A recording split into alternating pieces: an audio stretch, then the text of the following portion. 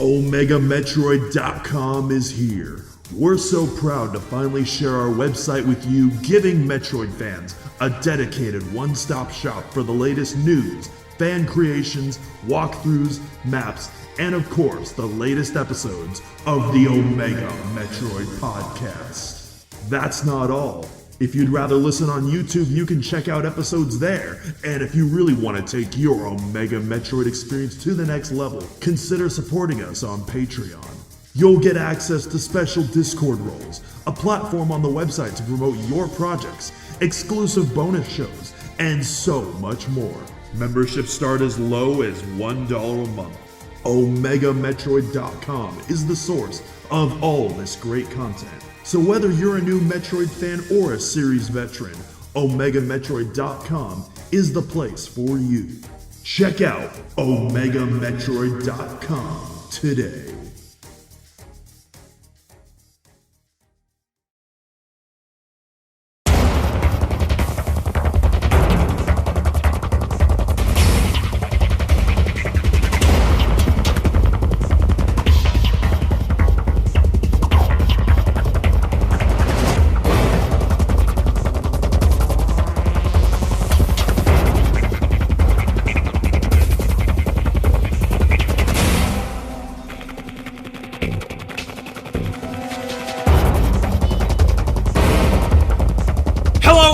Welcome to the Omega Metroid podcast from OmegaMetroid.com. My name is Andy Spiteri, joined by Doominal Crossing. Doom, how are you, my friend? Doing alright, just got back from the doctor's office. Nothing seriously, it seems like, just some minor vocal strains, so you might be hearing that a little in the podcast today. My voice might be a little more mellow than it usually is, but overall, it's a good day nonetheless, and we're here to talk about some fun Metroid topics nonetheless.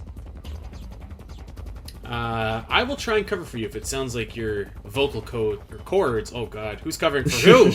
If your vocal cords are going out, yeah, hoping that you're feeling good and appreciate you being here.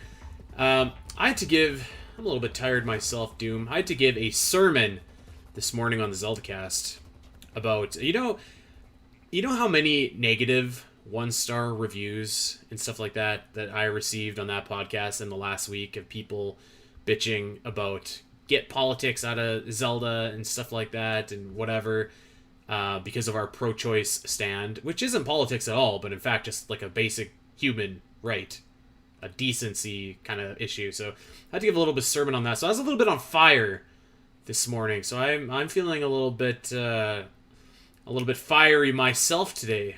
Absolutely, I was also listening to Straight Outta Compton as well. I was listening to that, and I was like, I was getting amped up listening to that as well. So I'm ready for today.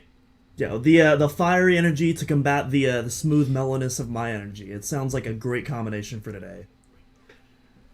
Well, and we are gonna have a great combination today because I ran across a question. And so basically the premise of our show is this. We're going to answer some Metroid musing questions. For anyone that doesn't know, Metroid musing questions are a series of questions that we, the Omega Metroid social team, create for our audience to engage with. And so we're going to go back and we're going to answer a few, and we're going to start with one of them, which is actually about Metroid Other M. And I know what everybody's thinking, man, we've talked about Other M a lot, but I think that this is kind of a different kind of perspective, and I'm interested to get your opinion on it, Doom. But before we get there, I'm going to do a little bit of plugging, if you don't mind. In about 5 days, I'm going to be flying to Chicago, and I'm going to be participating in a 7-day, 24-hour live stream for the Zelda Dungeon Marathon. We're going to be playing every single Zelda game that you can think of, and we are going to be raising money for the Starlight Children's Foundation, which raises money to help sick kids all across the United States. It's a great charity. And I'm really encouraging everybody, if you like this podcast and you like what we do here, you're going to get to see a lot of that over at the Zelda Dungeon Marathon. So head to Twitch, twitch.tv/Zelda Dungeon. You can check it out. I'm going to be hosting a live Zelda cast during the event. We're going to have live trivia. We're going to have Guess That Tune. We're tons of good stuff. We're also going to have like a ton of different races. So I'm going to be racing Ocarina of Time against 4 other competitors. I'm going to be playing The Legend of Zelda: The Minish Cap. I'm going to be doing an 11-hour Twilight Princess run. So God help me there. Tequila not included. Probably 1 hour. Tequila will be included. I bet you an hour of that is spent herding goats. My God. So that's going to be there. I'm going to be playing Cadence of Hyrule. I'm going to be playing Tingle's Rosy Rupee Land. So every game that you can think of is going to be there, including the CDI games. We're going to be running through all 3 of those.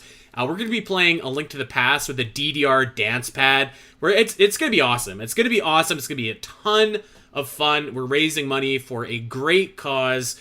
And if you guys can join us on Twitch, that would be awesome. And you could even head over to in fact, just head straight to zeldadungeon.net. You can click at the very top banner where it says Zelda Dungeon Marathon, and then you can get some swag. So that's right, you can get some ZeldaCast swag, Zelda Dungeon swag. I have a few t-shirts over there that you can buy. All of the profits of that go straight to Starlight, so you'll be looking cool, be doing a good thing, and you'll be the coolest kid in school if you show up in a ZeldaCast hoodie, like I'm gonna order.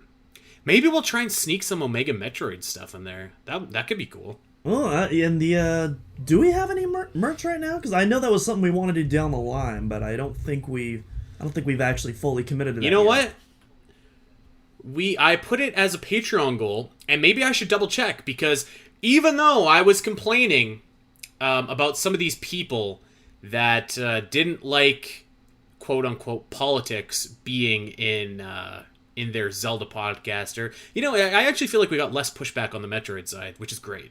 So that's awesome for this community. But I was complaining about that. But on the flip side, I had someone who has never listened to or never played, never anything with Metroid before. She heard my spiel on the ZeldaCast, and there's a link to our Patreon. And she went over and she supported us. She has no idea what Metroid is. She's the mother of someone that I know, actually. And was just like, let's give these guys a few bucks. So that's a long way to say that, like, for every person that's kind of been dogging us, we had so much great response and all of that. And so, yeah, we might have to check on that Patreon goal to see if it's fulfilled yet and see if we can get some merch going. Because I know I would rock an Omega Metroid t-shirt. And in fact, I have an Omega Metroid hoodie. So I feel like maybe we should try and get that to the rest of the world. What say you? Yeah, we got to do it before our eventual Omega Metroid live collaboration whenever that happens. The Omega Metroid Marathon, Calgary, Alberta. That would be great. That would be so fun. I have some ideas for that somewhere down the road. I'd love to go to Canada. I've never been there yet. And I love me some cold weather. So, hey, good excuse to travel up north. Yeah, you know what? I'd take you guys to the mountains, I think. We can go check out the mountains. We can go, do a lot of different stuff around here that's unique to this neck of the woods. But, yeah, so that's coming up very soon. It starts on Saturday. So if you're listening to this on Tuesday, the Zelda Dungeon Marathon starts on Saturday. It's going to be a great cause. It's going to be a lot of fun. It's gonna be a 10-day bender, so it's gonna be fantastic. So we'll see if I'm alive by the end of it, but I'm really looking forward to it. I haven't been to your fine country, Doom, since 2019. 2019. Wow, that's 3 years ago. Wow, so you've been there pre-pandemic, back before the dark times. That is correct. Yes, I was supposed to head over in 2020. That didn't happen. And then I was supposed to head over in 2021, but you know what? That didn't happen either. But 2022, by God, unless the plane blows up, landing in Chi-Town. So that's going to be a lot of fun. Okay, enough shilling. Let's get to it. Are you ready for this? I was born ready. So I have to admit, this one wasn't a Metroid musing, but it felt like it could be a Metroid musing, and it kind of inspired the idea for this episode. And I saw an account that I think we both follow, and if you don't follow it, you definitely should. It's called the Chozo Archives, and I want to say it's ran by our buddy the Metroid trainer. Is that correct? Does he run that? I'm not sure. I actually just recently saw the account pop up on Twitter. So yeah, I have no idea who runs it. I could be mistaken, but maybe I'm not mistaken. Either way, great account, and they had a question, and I actually thought long and hard about this question, and the question was this: looking back, do people still feel negatively towards Metroid Other M? I feel like all the hate it got back then was probably overrated. So I thought that this was very interesting, actually, because I think that with a lot of things, like, time changes how we view certain games, movies, stories, etc., etc.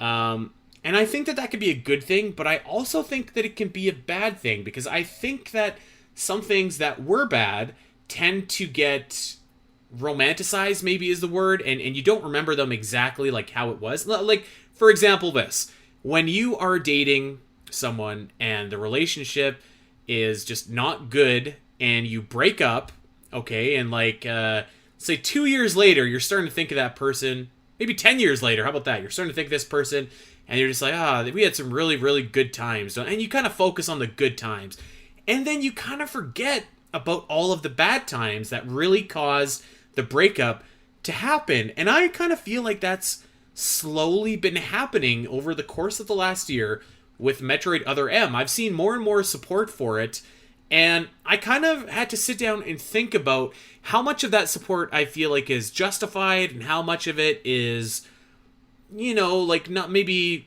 just that, like looking back with rose-tinted glasses and really not remembering everything that was truly there. And I think that there are people out there that really like this game. It's a favorite of theirs, and I think that's totally valid. But it did make me think, like, okay, like, was the reaction, the reception, justified back in the day? And can Metroid fans, now that we do have the next couple Metroid games, can we look at it a little bit more fondly looking back? So I had an answer to that, Doom, but I was really curious to see what your thought was on that. So, in terms of its actual reception, no, I don't think it was overhated. I do think some people online, and I feel like this is just kind of natural in online communities, some people can be a little too vitriolic. They can hold their opinions a bit too close to the chest. You can just say you can say his name. Well, no. We know you're listening, Dak. Well, I'm not even talking. I include myself into this as well. I was certainly, super vitriolic about it back in the day. Like, I won't shy away from that, but it's something that I feel like it wasn't a pretty sight in the Metroid community back in the day. And yeah, but that being said, that I think in hindsight, that certainly the way, like, people would get at each other's throats, and it still happens to an extent today, but obviously not to the same amount, but that certainly wasn't a pretty sight. But in terms of the actual reception, no, it wasn't a good game on its own merits, and that's on top of the fact that it wasn't a good game in the Metroid series, this series which has this far above average quality from its beginnings to its up until Other M. It was just kind of this weird downward trajectory in what was otherwise, this very stable series at that point. And then on top of that, it's arguable that Other M is what caused, the next great drought since Super Metroid Prime. And you couple those two together, and yeah, it makes sense that a lot of people would have a lot of bitterness and resentment towards that title. Right. So I kind of weighed in, and I was like, am I crazy? Like, I don't think that it was overblown at all. And then I started thinking, like, well, like, time does change people's perspective and stuff like that. And I do think that there can be a shift in perspective or whatever, but I kind of ended up sticking to my guns. I ended up responding to this. And whenever I think of Metroid Other M, I kind of have to divide the game from the story. And that's why we did actually 2 episodes on Metroid Other M for our 1-year anniversary back in episode 51 and 2, where the first episode was a story and the second episode was a gameplay. And if you remember, the second episode was a lot more kind than the first episode was. And I think that if you were to let's say that Metroid Other M had, like, an awesome story, I think that it would be, like, an okay game. Because I do think that the gameplay really let it down, and that people, if they went back and played it right now, they would just be like, this sucks, like only using a sideways Wiimote. I haven't played it on the Wii U like eShop channel or Virtual Console. But I don't imagine that you can play it with a Wii it works. gamepad. And even the Wii U So gamepad. Wii games when you purchase them on the Wii U, they function literally exactly the same as they would on a Wii. It's basically just like putting in a Wii disc. Yeah. So I mean, you still have to play it with the sideways controller, and that, I feel like that was it didn't make it unplayable, but it certainly made it like awkward to play. It eliminated a lot of buttons for really no great reason. So yeah, I think that was pretty mediocre, and there were some other mediocre gameplay parts, like the forest first person perspective part, and like the weird scenes where you're kind of walking around slowly in the 3D part, and like there's a lot of weird things that Metroid Other M does gameplay wise. It has a lot of quirks. Let's put it that way. Well, I was gonna say, what I'll say about Other M, it's an incredible. I would argue Other M is one of, if not the most ambitious Metroid titles, and it has a lot of really cool ideas. Unfortunately, almost every single one of them is executed poorly, and that's my opinion on Other M. And so, I have a semblance of respect for it for trying. I also respect Sakamoto for kind of sticking with his guns even after all these years, saying, nope, I wouldn't change a thing about it. This is the game I wanted to make, and I'm glad I made it. And even though it didn't resonate with me, and I certainly have a lot of questions I'd love to ask the man, I mean, I gotta respect it on that front. Like, he made his dream. Yeah, I don't know if I would agree. Like, I don't respect that necessarily. I mean, to an extent, yes. I think that this game certainly is ambitious and definitely tried things that this series really hadn't tried to do before. You could argue that maybe it tried to do it in Metroid Fusion, but I think back, and I think that, you know how a couple weeks ago we did the episode where we were talking about Metroid Other M's premise, and how the premise wasn't actually too bad, right? And I think that as we get further and further and further away from Other M, people start to forget the actual story and look at the premise. And the premise itself isn't that bad. So they're just like, okay, well, you know what? Maybe this game wasn't that bad. But to build onto your point, I do think that, like, almost everything that they tried to do with almost every character didn't land. Like, Samus didn't feel like Samus, and it was almost like an insulting portrayal of Samus, actually. They made her a submissive, weak-willed character, which is not certainly the Samus that we know. Adam didn't really hit. I thought that MB and Madeline Bergman didn't really hit. Give credit to Anthony, because I think that everyone likes Anthony in that game. I'll be honest. Everything that they tried to do with the story. I'll be honest. This might be a hot take. I don't dislike Anthony. I just think he's an average character, and I think the only reason people love him is because he's the only one in the game that's not insufferable or forgettable. But that's just me. Yeah, you know what? That's. I actually don't even think that that's necessarily wrong. Like, everyone just like sucks so bad in that game that seeing somebody that doesn't suck, which Anthony doesn't suck, so. You know, he's by default the best one there. But yeah, so I think that the story was just so insulting. They missed the mark on the characters by so much that it's just like... I think that if you actually get close and you actually replay the game, I don't know if it should have the goodwill that I've seen it have. And I've always tried to be, like, pretty... I don't know, not neutral about Other M, but, like, I don't want to beat it up. You know, we all know... We all played it, so you know, I don't need to sit here and say everything that's wrong with it. But I like, story wise, it's just like I said, the concept is cool. The character writing was so bad, and then the actual, like, narrative plot is something that I really, like, just objectively find really bad. Like, it sets up multiple boss encounters, and it fails to deliver on, like, 3 big boss encounters, and it's like, man, this, like, kind of is not good. And it introduces, like, the weird Colonel from Metal Gear Solid at the end, and it's like, who is this guy? So Samus, turn the PlayStation off right now. Like, so I saw a bunch of people responding to this tweet, and they were just like, no, this game wasn't that bad. I love this game. And you know, if you do, I completely respect that. I completely, you know, that's fine. I do think that as well with, you know, Metroid Dread, Metroid Samus Returns, like Metroid kind of being in a much better place right now. I think it's easier to look back and not dislike this game so much, because instead of being like this series killing game, it looks more like a blip in the radar now. Like as you correctly pointed out, most of these Metroid games are awesome, right? And this one is a very clear outlier.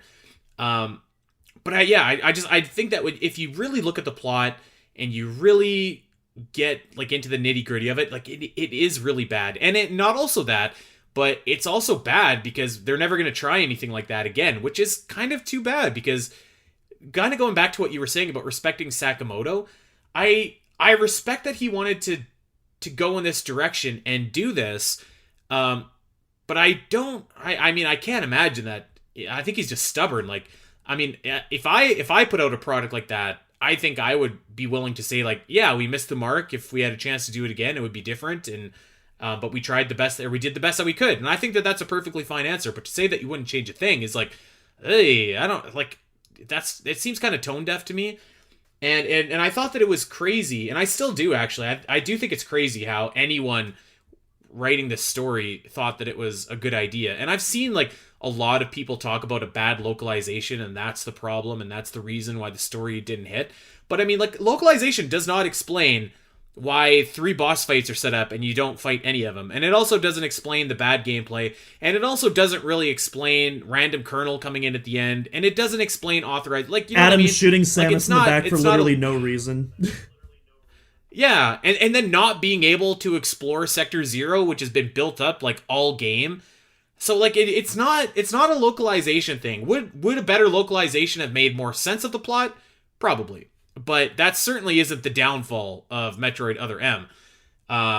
So I don't know if I could agree with Sakamoto saying that, but yeah, I mean, the unfortunate thing is that, like I said, the general premise was cool. I think that the idea of a story-heavy Metroid game isn't that bad, but this game, I think, for all intents and purposes, completely, you know, ruined any future attempts that we're going to get. Maybe not, but it certainly seems like that.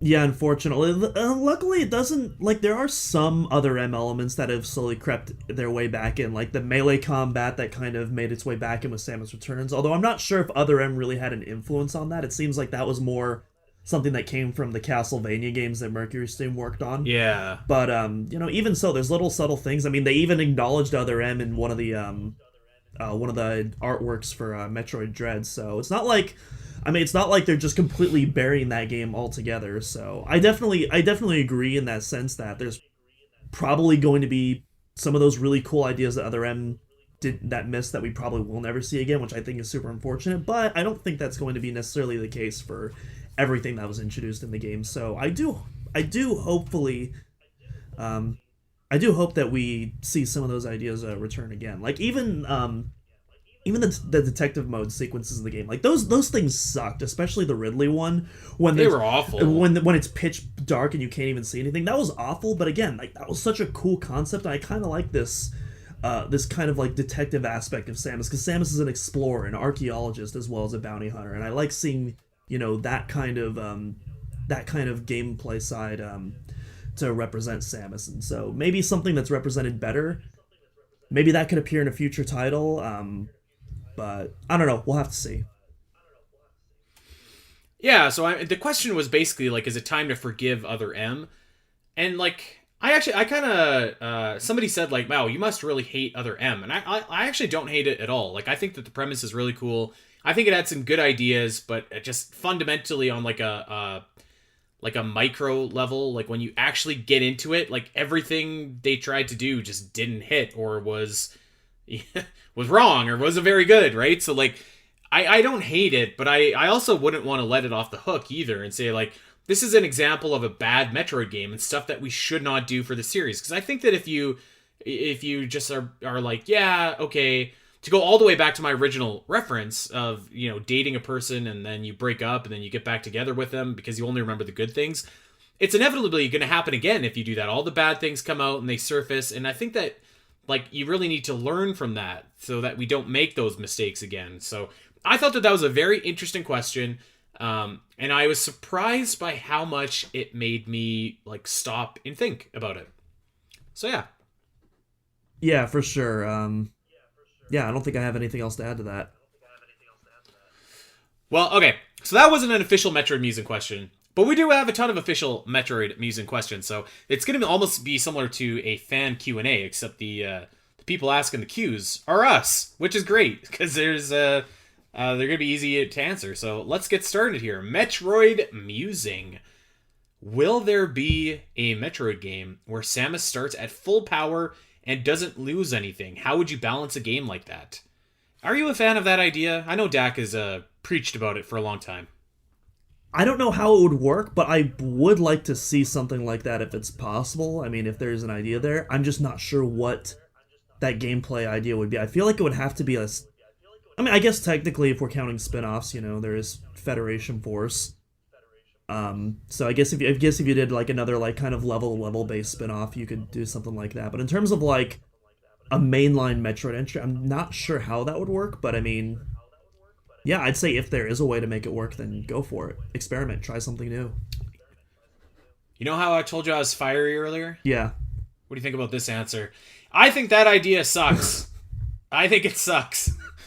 Now, because what's the point of the game, right? Like if you have all of your abilities at the very beginning, I think that takes away something very fundamental that I enjoy about Metroid, which is acquiring a new power-up, which lets me explore an old or a new section that I couldn't explore earlier. And I think that if you take that away, then you just have a generic action game. Now, a caveat here, Mr. Crossing, is what is our definition of full power? Because if we're talking about starting a game and you have and do not lose, let's just say something like the double jump or a bunch of missiles, or you start off with a morph ball or bombs or like the grip hook claw thing, whatever, or even your like grappling beam.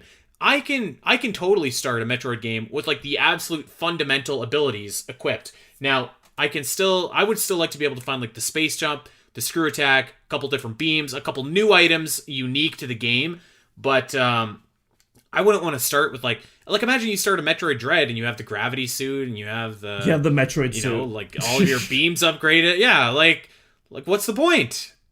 So yeah, I don't like that idea, but I do think that there is some leeway as to what constitutes full power or not. If full power is defined as every upgrade in the game, But if full power can be defined as like most standard Metroid upgrades, then yeah, I could get behind that. I think in a scenario where Metroid goes the open world route, which I'm mixed on that. I'm mixed on that front. I certainly don't want it to go open world yet, not until we get some more powerful consoles. But if it were to, I think it could potentially work in that scenario. I mean, you look at something like Breath of the Wild, for instance, where technically you don't start the game off fully powered, but you pretty much you get all four of the runes in like the tutorial area on the Great Plateau, and then after that, it's basically just like, all right, knock yourself out, have fun. And while yeah, there's still like buffs and stuff and clothing items that you can get to like increase your stats. You got the pieces of heart. Your main tools you get at the beginning of the game, and so I think something like that maybe could work for Metroid, perhaps, where it's like there's still stuff to find down the line, but your main tool set you get at the very beginning or very close to the beginning of the game. Yeah, that's a great point actually. A great point. So I mean maybe it could work. Maybe I'm wrong, but I think in the setting that we would expect a Metroid game to be, like a traditional Metroidvania non-open world setting, I just don't know if like starting with all the powers is what I would want. So yeah, all right, let's move on. Metroid Musing. What is your favorite space pirate design? Oh, the I was gonna say the Prime 1 pirates are like hands down my favorites. Assuming because he said base space pirates, so not like any of like the elites or like the boss pirates. So yeah, I'm gonna go with the Prime 1 pirates for sure. I think I was gonna go with the Prime 1 pirates as well, especially like when you get to like the phase-on mines or whatever, and like there's the different pirates that correlate with like the different beams and stuff. I always thought that the plasma pirates in particular looked like super awesome, just like the red on their claws and stuff like that. I do have a lot of love for the old school like Super Metroid, Metroid Fusion Space Pirates, like those classic looking. Yeah, I think that they look like so good. But one thing that that the writer of this Metroid Musing, which is Big Griff, by the way, so shout out to you, Big Griff. One thing that he suggested was that the space pirates in Federation Force look awesome. And to be honest, I have to agree. These space pirates do look really cool. I mean, they're heavily I was gonna say they're heavily influenced by the that Prime 1 design. They have those same mandibles. They have the energy energy blade on their arms. So they're definitely they're like the Prime 1 pirates in spirit, a little chunkier, if you will. But well, like I was gonna say, anime, it is a Metroid Prime game, so they probably should be modeled after those ones. But I mean, I feel like it's kind of an achievement to look cool in Federation. That is true. You're not wrong.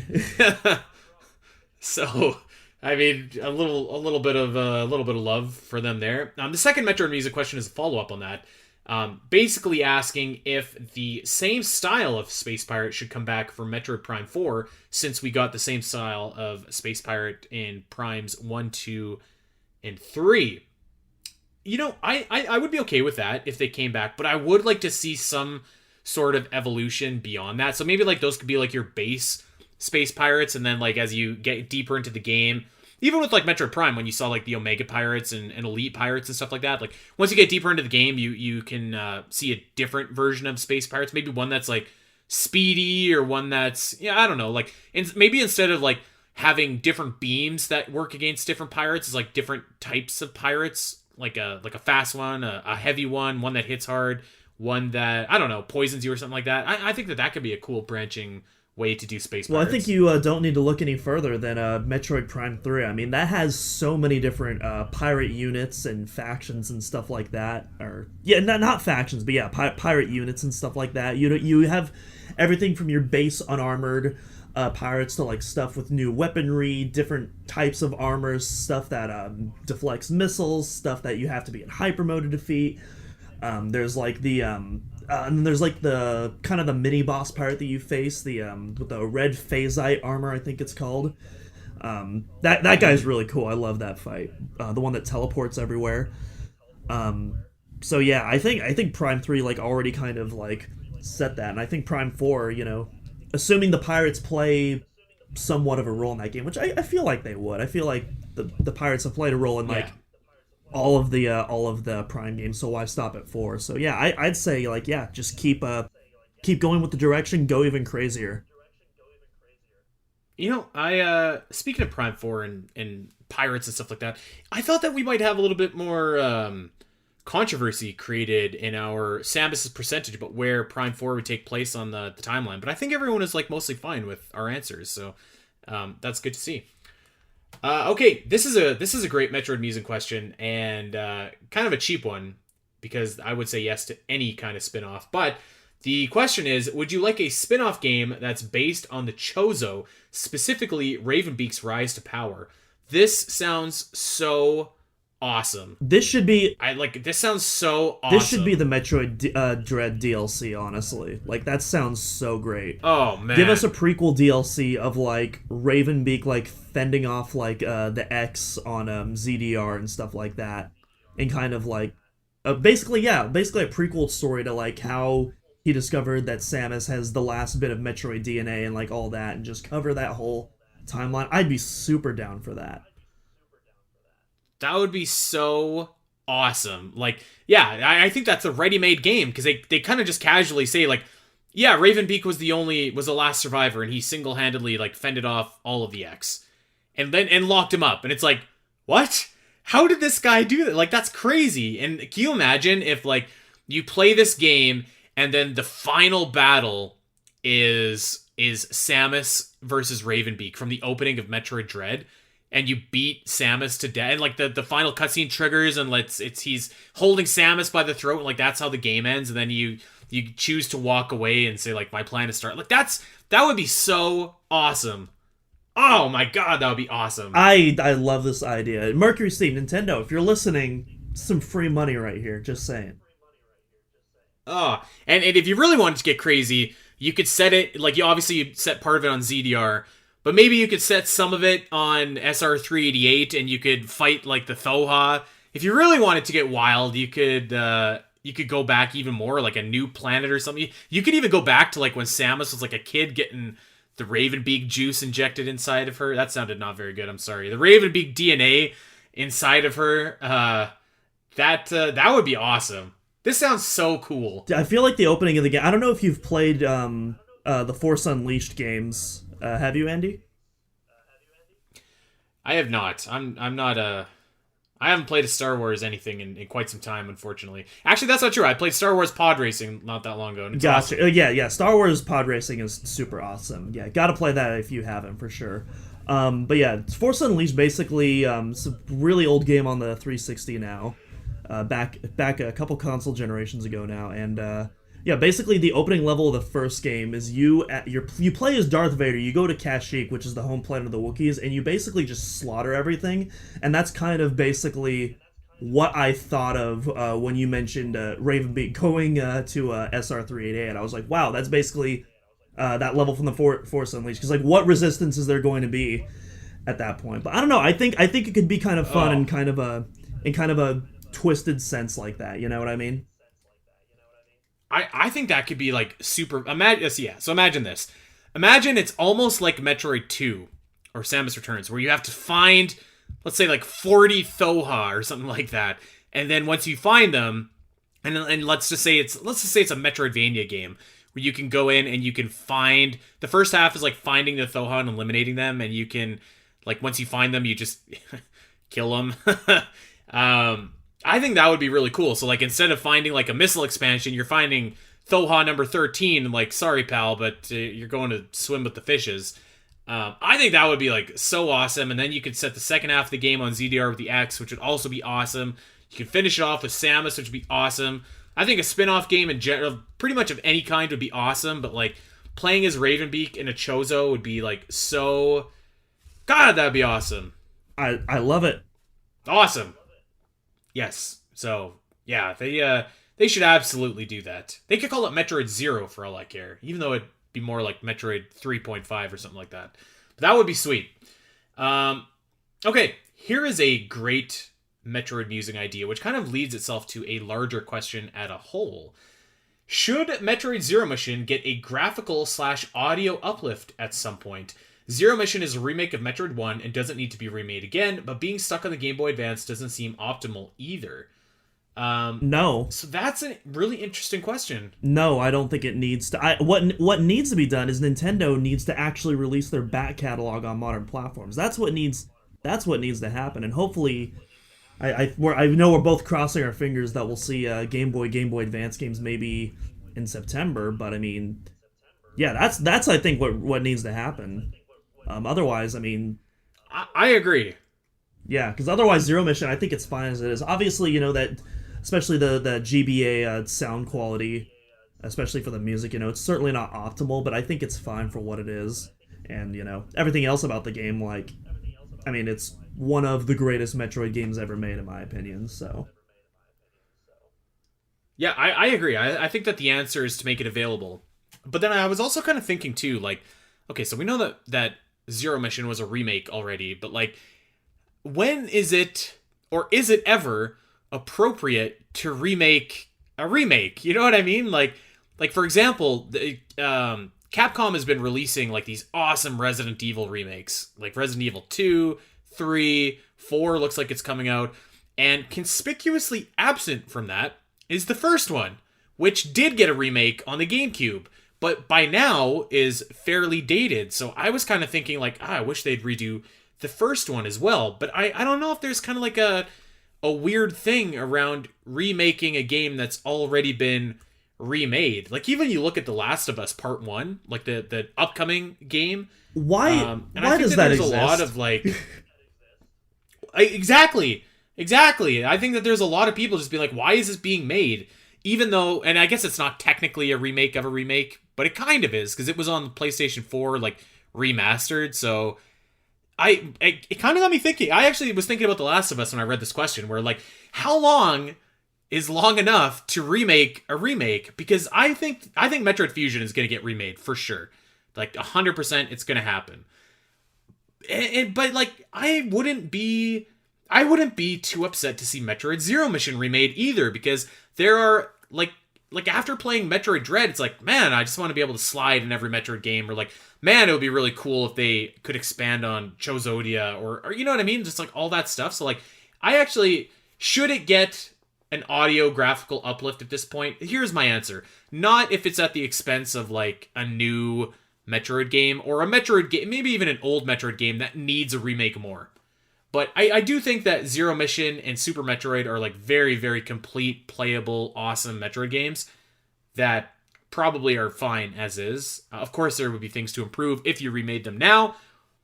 But I mean, I wouldn't hate it if they remade this. You know, I think that'd be cool. I mean, listen, a Metroid game's a Metroid game, and I mean, if you're remaking a Metroid game that I like, I mean, there's certainly worse things that could happen, for sure. I mean, we were talking about one of the worst things earlier, so it could be that. But like, I don't know, like even Super Metroid, I feel like could use a remake for Zero Mission, and that's a game that I don't think needs a remake. I should mind you. I think that game holds up just fine for the most part. Yeah, the only scenario that I could see happening, and this I think is super unlikely, is if Nintendo still has access to those original music files before they were compressed on the GBA, those original patches and synths and whatnot, and if they did a repackage of Zero Mission with the option to choose between the original soundtrack or a new remastered soundtrack, I'd be down for that, but like, in terms of remaking the game, I just don't really see the point, honestly. Oof. I don't know about that. In terms of like choosing between music, I think that'd be great, but I don't know how likely I feel like. Oh no, I don't think that's likely at all. I'm just saying, like, yeah. In this theoretical that would be scenario. awesome though. Yeah, if they re-released Metroid Zero Mission and even Metroid Fusion with like an awesome modern sounding soundtrack, like that could be a huge difference maker. But yeah, I'm like 100% convinced that Metroid Fusion remake is definitely coming at some point. So Zero Mission remake gets a 0% in my Samus percentages ranking. Well, I'll never go 0%, but I can't say that I'd be too much higher. Metroid than you, 0% mission. Let's go. Get it trending. Okay.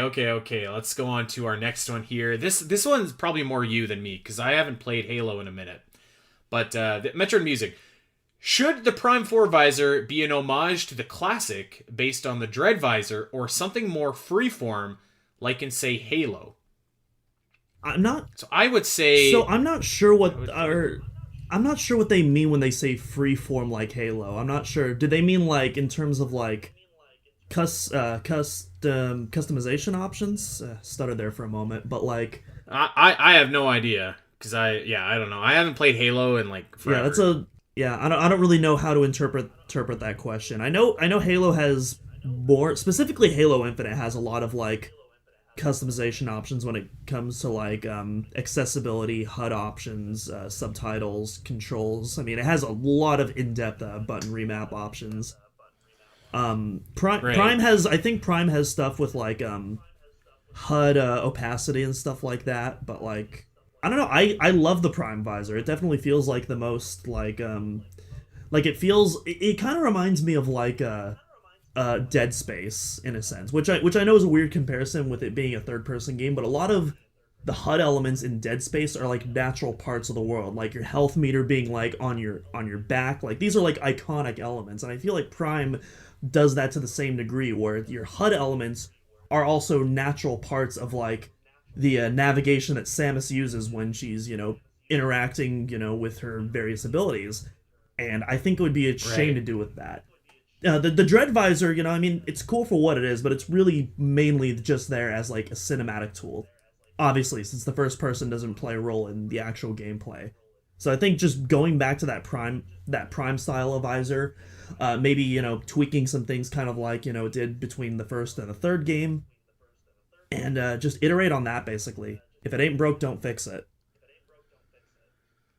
Yeah, so I would say the correct answer here is it depends. Like, it depends on what kind of game, what kind of hook, what kind of, you know what I mean? Like, it depends. But I would say that the Dread Visor should automatically be out because that was very... Like, the shape of Samus's visor in those games was very, like, limiting. Like, a lot of it was, you know, you had, like, the shape of her literal visor, and so, like, a lot of the screen was dead space. So I don't think that it should be that. I think that, yeah, I mean, of anything, it should be, like, the classic Prime... You know, Prime visor. I'm sure there's going to be tweaks.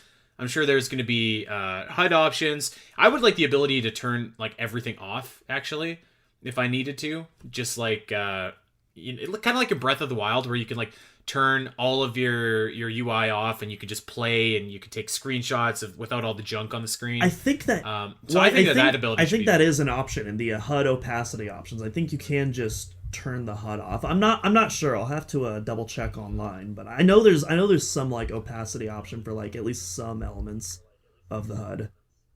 Right. Yeah. So I think that I think that it should, like, it depends is the right answer, right? But I think that classic is probably the way that you want to go. So okay. Let's keep going here. We have time for a few more, and then we'll call it a day. So this is an interesting one. Metroid Musing. Should the Prime games require collecting a certain amount of plot MacGuffins like the Chozo artifacts? And I think he's talking about Metroid Prime 4 specifically, so let me reword that. Should Metroid Prime 4 have something that you need to collect, kind of like the Chozo artifacts, kind of like the cells in Metroid Prime 3, and kind of like the temple keys in Metroid Prime 2. I really like that concept, to be honest, and I think that it was a great way to encourage people to like explore the world and go back into the world. So I do like it for that, and I think that maybe what they could do is have something like that. And how many Chozo artifacts were there? Like 12, I want to say. So maybe instead of requiring the player in Metroid Prime 4 to collect all 12, they need to collect like 4, or they need to collect a limited amount, and you get some kind of gameplay incentive for collecting everything. Like, for example, in Breath of the Wild, if you do all of the Divine Beasts, then when you finally get to Calamity Ganon, there's a cutscene and the Divine Beasts zap away half of his health at the end. I think that's a really clever way to encourage players to like do all this extra stuff, but if you really want to, you can go and fight Ganon right away. So I think that should be something that maybe Metroid Prime 4 looks at for inspiration, because I know that a lot of people don't really love the Chozo artifact hunt, but I think that it's also like important to like in Metroid Prime 3, there's that one room where you can download all the data that shows you where every missile is, wherever whatever expansion is. So I think that it's very important to have like a very clear guiding path as to where these artifacts are if they show up. And I think that the first Metroid, actually I think all Metroid Prime games did a really good job of doing that. So I wouldn't hate it if they came back, but it does kind of seem like something that maybe doesn't necessarily translate as well to 2022. Yeah, I pretty much agree with everything you said, except for the Calamity Ganon thing. I remember when I did that, and I was actually super annoyed. I was like, what? I did all that, and now you have a less powerful boss fight now? That's lame. But anyways, that's neither here nor there. So yeah, I pretty much agree with you. I think we're like the few people that like actually really enjoy those kind of like artifact hunts at the end of these games. I know a lot of people. That's like the one, like when most people talk about Prime, it's like, oh, one of the greatest games ever made. It's perfect, except for that artifact hunt at the end. And it's like, yeah, I can't really relate to that. I like it. Personally, I think, as you were mentioning, Prime 3 handles it the absolute best. I think that's a win-win scenario for everyone. If you're someone that doesn't like the artifact hunts, you're collecting most of the energy cells throughout the adventure anyways. And like you mentioned, there's the satellite station in Skytown that reveals all the items on the map, including those energy cells. So it's there to help out the new players who want a little bit more guidance to help them there out as well. But if you are someone who likes to go for the 100% sweep, you're going to go for that 100% sweep regardless. And so, yeah, I think something similar to Prime 3 where it's accommodating to pretty much everyone. I think do that again or something at least similar to that kind of formula. Um yeah. I think that I would say that, like, by far, for me, I think that Metroid Prime 2 has the most, like, egregious artifact hunt. Because those ones are kind of a pain in the butt to Prime find. 2 is tedious your first time around. Like once you replay the game and you start memorizing the locations, it's not too bad. But I feel like that's the case for like doing 100% on any Metroid game in general. But yeah, like finding out the clues and then having to figure out like, okay, I have to go to the Dark World location of the place where the Luminant button. It's just like it's definitely a hassle the first time around. I'm pretty sure I used the guide when I beat that game as a kid though, so I'm not one to complain too hard. Right. So yeah, I think that there is a possibility for them to come back, but it would certainly need to be tweaked if that were to happen. We've kind of talked about this before, but let's talk about it again. Metroid Musing. How do you feel about the screw attack being used in the Prime games? Should it be changed in any way? Yes, I think it should be changed in every way, actually, because the screw attack in the Metroid Prime games is terrible. It's not the screw attack at all, in fact. When I think of the screw attack, I think of like the unstoppable energy. I can take on any enemy and instantly demolish them. And that is certainly not what that does in Metroid Prime 2 or 3. I don't know anything about game development. I don't know anything about anything, okay? But this is what I would do. I think that if you jump in the air and press the morph ball button, you should, instead of turning into a morph ball in the air, activate your screw attack, and then you can like move around with that, and you just keep on jumping and jump. So kind of like they do it in Metroid Prime 2, where like you jump, but like you don't have to jump in like those long specific patterns. You can press the button as much as you want, and like it will like the jump button as much as you want, and you won't gain any altitude, but you'll stay in place for as long as you want. You can go around, use that, and I think that could be like an interesting way to use the screw attack in a 3D environment, because like the way that they did it is just like it's so awful. That's probably my least favorite thing about the Metroid Prime games, is the way that the screw attack is done. So yeah, it needs a complete rehaul. Oh, and if they can't do it, and if it's just not feasible, then don't put it in the game. That's what Metroid Prime did, and I would argue that it wasn't necessarily missing from Metroid Prime. Like that was a complete game, but it feels lesser than when you put it into Metroid Prime 2 and 3, and it really sticks out in my opinion. So yeah. So I don't think it's awful per se in the Prime games. I mean, I think the wall jumping is kind of cool.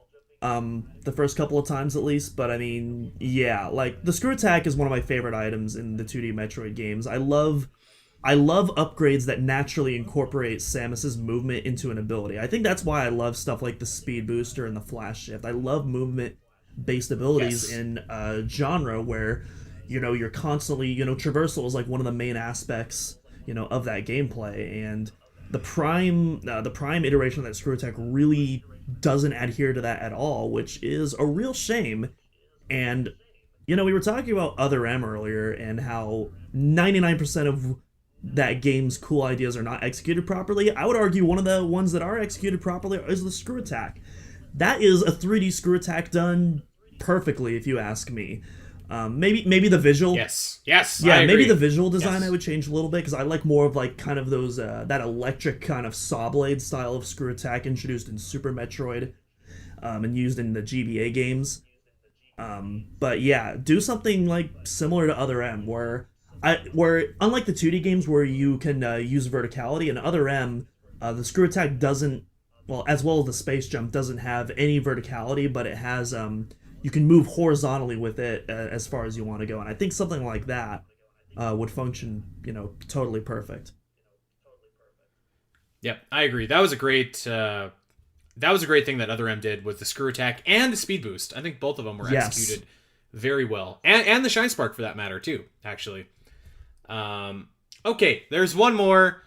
We can end on this, Doom, because it's actually we got time for maybe two more, because we spent a lot of time talking about rap at the beginning of this, so we can keep going here. Metroid Musing. How about this? If a live-action series or Metroid movie were to be made, who would play Samus? So who would you choose to play Samus? Charlize Theron. We've talked about this a few times My before. You're on the Charlize Theron my camp, non-meme answer is Charlize Theron. Of course, my meme answer is going to be either Willem Dafoe or Danny DeVito. Why did his name escape me for some reason? Those are my meme answers. My actual answer is Charlize Theron, though. What the hell? What the hell's a meme answer? What is that? Like a meme answer. Okay, fine. Okay, I know what a meme answer I'll go is. all I'm in. just saying Danny DeVito for Samus. Let's go. All in. Let's go. Oh my god. Danny DeVito could play Adam. How about that? Make him even more insufferable. How about a nice morph ball in these trying times? We've talked about it 2 times before. Or not 2 times. We've talked about it a bunch of times before. I have 2 answers that I think would be incredible. And the first I wrote an editorial about it, and it's the answer that everybody hates. And I'm sorry, but that's the best answer, and that's Brie Larson. She wants to play Samus. She clearly is a good actress, Academy Award winner, star power. Already has a relationship with Nintendo. Controversy creates cash, so I think that she would be a really good candidate to play Samus. I don't understand why people hate Brie Larson so much. I actually Googled, like, why do people hate Brie Larson? And what I came away with is, like, people don't like her because, I don't know, she's a woman. I literally couldn't find anything why people didn't like Brie Larson. My second answer, I've said this one before too, but I feel like this woman just, like, totally has the vibe of Samus. And for all you Expanse fans out there, I think Dominique Tipper, who plays Naomi, would be an awesome Samus. Like, I think that she's got, like, the charisma. She's got, like, the physicality. I think she'd be an awesome Samus. That would probably be not even second choice. I think either one of them would be fantastic. Certainly better than Danny DeVito. Blasphemy. I don't know who Dominique Tipper is. I'll have to look her up, see what she's... Because I've heard a lot of good things about The Expanse, but I haven't actually seen it yet. Is that on HBO Max by any chance? It's on Amazon Prime, but, like, what's on what in Canada versus US is, like, super different. Okay. So, well, I have Amazon Prime too, so yeah. hopefully it is indeed there. But oh, dude, you would like there's a character on that show, and her name is Roberta Draper, or Bobby Draper on the show, and she basically is Samus. Like, she and the actress that plays her would also be awesome as Samus, by the way, Frankie Adams. But she has, like, a power suit, and she whips ass in this show. Like, she basically is Samus. It's awesome. Nice. Okay, I'll definitely have to check that out then. And then as for Brie Larson, yeah, that's a totally valid choice. I'd be down. A lot of people just don't like Brie Larson because clickbaity YouTubers told them to be mad about her. I'm pretty sure, like, that's like 99% of the reason why people are mad about her. It's because someone else told them to be mad about her. But while I'm not crazy about Brie Larson, like, I certainly don't hate her. I think she's a great actress, and I think she'd do a great job as well. And, you know, she has a very diverse background, from comedies to dramas. And so, yeah, she's got the talent. I will say this. There are some actors and stuff that you see, and there's just an air of unlikability about them. And you can't quantify it, you can't explain it, but you know when you see it. And I was talking to my wife, actually, and she was just like, I don't know what it is, but I don't really like Brie Larson. I was kind of proofreading my editorial way back when to her about Brie Larson playing Samus, and she's like, yeah, I don't really love her either. And you know what? That's fair. Like, you can't explain it. It's just something that happens. But I don't dislike Brie Larson. You know who I dislike, actually, dude? Who do you dislike? I hate Tom Holland. Really? I hate that can little totally creep. understand why. Here's the thing. I think Tom Holland is a wonderful guy. He's in too much stuff, though. He's in too much stuff, and it's like... Let me tell you about Tom Holland.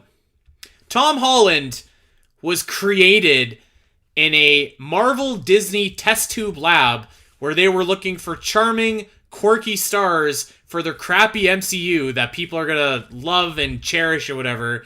He's just like a creepy little gremlin. I don't like Tom Holland. And his movies aren't that good. I think he's fine, but he's way overcast, especially like, I mean, I know we're beating a dead horse at this point, but like the Uncharted film, why is he Nathan Drake in the Uncharted film? It's such a weird thing. Yeah, I don't know. Talk about remakes that don't need to exist. True. All right, good. One last one, and then we'll get out of here. Metroid Musing. Metroid Prime 1 had some content that couldn't be made in time for the initial release, like Metroid. Should this cut content be put in the Metroid Prime HD? If yes, where could it be placed? Yeah. So, yes and no. Yes and no. Some of the cut content was cut for a very good reason. As we have detailed in great detail over, I think it was like 3 or 4 episodes in our cut content Metroid Prime episodes, which is available in the archive on OmegaMetroid.com. So some of those ideas, like the Angel of Death and like the sin and like, okay, those could be kept in the cutting room floor. But if they're gonna tell me that instead of paying $80 for Metroid Prime HD, Metroid Prime 2, Metroid Prime 3 with dual analog controllers, that I instead need to pay 3 times that for those games, and each game is going to be on its own and upgraded graphics and blah blah blah and dual analog controls, they better have something in there that's extra, like something. Give me a some kind of area, some kind of extra challenge, some kind of extra anything to make this worth it. Like imagine if they had remade Metroid Zero Mission and didn't add any bosses, they didn't add any new areas, they didn't add the Shine Spark, they didn't, like, imagine it was just like literally an upgraded graphical version of Metroid. I feel like that would be kind of lame. And ditto for Samus Returns and Metroid 2. So, like, if they're going to sell me these games separately for... It's going to cost me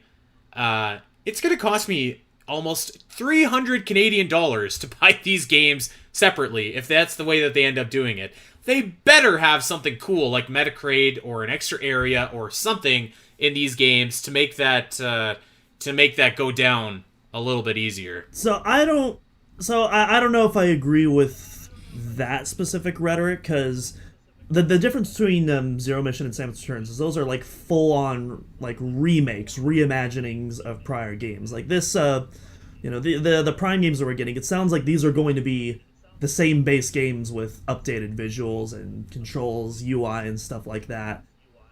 And so I feel like we're comparing apples to oranges in that department. And for me personally, like, obviously, would I love to see this cut content return? Specifically talking about Metacrade, absolutely, give it to me. I want to see Big Daddy Crade on the big screen once more. Dread wasn't enough. The more Crade, the merrier, as far as I'm concerned. And so, if you got the resources to do it, then do it. If he's not there, though, I'm not gonna fret about that. I just want Nintendo to announce this thing already. I'm getting impatient at this point. You know what I mean? Oh, I know what you mean, all right. Starving out here. Mean. Yeah. Hey, we were talking about this on the Zelda cast too, where it's like, it just, I don't know what they were doing by not releasing a direct when everybody else did. And we talked about it last week, but I'm still bitter about it that they didn't release any kind of information about what we can look forward to. People are saying wait till September. Who knows if that September direct is going to happen? Because everyone said wait till June. And that didn't happen. So we'll see. But it looks less and less likely every day that Metroid Prime HD is coming out in 2022. Because if it's announced at the September direct, then, I mean, you have 3-month build up to the game release. I don't think so. So it looks like that. If I had to put a Samus percentage on it coming out this year, that percentage would be very low. It would be like 10%. I'm still holding out hope. Wow. And as they say, apparently rebellions are built on hope. All right, I like that. All right, well, that's it. We're gonna get out of here. It was a nice breezy conversation. We got to touch on a lot of different games in the series. A lot of fun conversation. Thank you to Big Griff, the Accursed Hunter, for writing almost all of these Metroid musings. Of course, Isabel Metroid 35 contributed some as well. So a lot of great questions that were asked here that gave us a chance to do a really fun show. So yeah, thank you guys, and Doom, I hope you did a great job.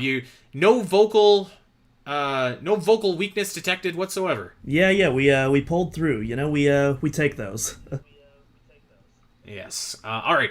Well, we are going to get out of here. I want to remind everybody again that the Zelda Dungeon Marathon starts on Saturday. Twitch.tv/Zelda Dungeon. You can come check me out doing my thing for Zelda and for charity. And we're gonna have a special guest here in a couple weeks that Doom is going to be interviewing. So I'm very much looking forward to hearing that. And I don't know if we should reveal that yet, or if you want to keep it a secret. I'll leave that up to you, Doom. We'll keep it a secret for now. We'll let some of the people try to guess who it might be. Although there's going to be a laundry list of potential Metroid-themed guests to bring onto the show. So good luck with that, and just get ready for in about 2 weeks from now, I'd say. Yeah, about 2 weeks from now. Yeah. We have a very have a very fun topic for that day as well that I think you all are going to enjoy as well. Here's my hint. She is going to be an awesome guest. Yes. So very much looking forward to that. All right, we are going to get out of here. This is a great show, and I will not be here. Actually, I won't be here for the next 2 weeks. I'm going to be in Chicago, so we're going to have a special show for you next week. Doom is going to be rocking the house a week after that, and then the whole band should be back together. I literally haven't talked to Dak in person in like 3 months now at this point, so really looking forward to our first show back all together. We're gonna be doing it. We're gonna be talking about Metroid Prime pinball, so that's gonna be a lot of fun. The band comes back together, and then Metroid Prime Remastered gets announced. Once we're all together, oh my god, everything comes together. Oh. The universe is one. God, that would be awesome. God. Okay, we want to encourage everybody to check us out over on Twitter at Spiteri316, at Doom'n'Cross, and of course at at Omega Metroid Pod. Oh, we're not just your regular Metroid Pod. We also want, yeah, we want to encourage everybody to, let's see if I can get this right, to head over to Patreon as well. We just released another ROM hack review, this time about the Super Metroid hack Vitality, which has kind of a wild ending to it. So make sure that you are heading over there, throwing us a couple bucks if you have any to spare. That's really appreciated and really awesome. And of course, visiting OmegaMetroid.com. We got the latest Metroid news, guides, maps, you name it, it's there. Check it out. And of course, recommend us, leave us a review, subscribe wherever you get your podcasts. Until next week, everybody, take care.